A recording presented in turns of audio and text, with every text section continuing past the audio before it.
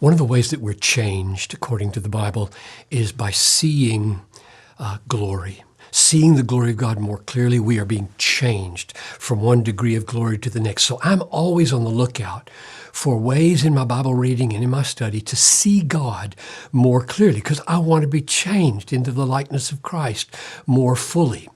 Well, years ago, I was reading a book called The Life of God in the Soul of Man by Henry Scougal, 17th century. And in it, there was this fateful sentence that became the origin or the root of this book. He said, I don't have the exact quote in my head, but I'll paraphrase it for you. He said, "You can tell the excellency of a soul by what it delights in."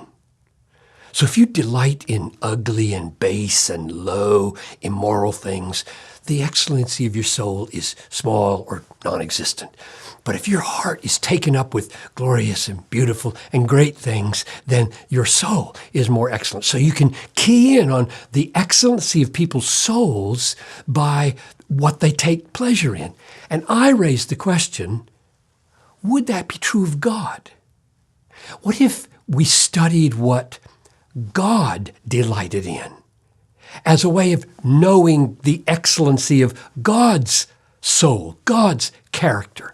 That's the origin of this book. This is a book that's an effort to just know God better, get into the mind and heart of God. And the approach is to ask, what are his pleasures? What does God take pleasure in? So I just scoured the Bible for all those places where it says that God delights in something. And the chapters are ones like the pleasure of God in his Son, his pleasure in all that he does, his pleasure in his creation, his pleasure in his fame, his pleasure in election, his pleasure in bruising the Son, his pleasure in doing good to all who hope in him, his pleasures in the prayers of the upright, his pleasure in the personal obedience of his people, and so on.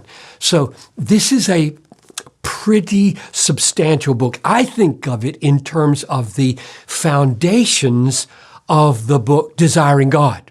I wrote Desiring God first, and then I wrote this one after, but really this provides the roots and the foundations in the happy God of Christian hedonism.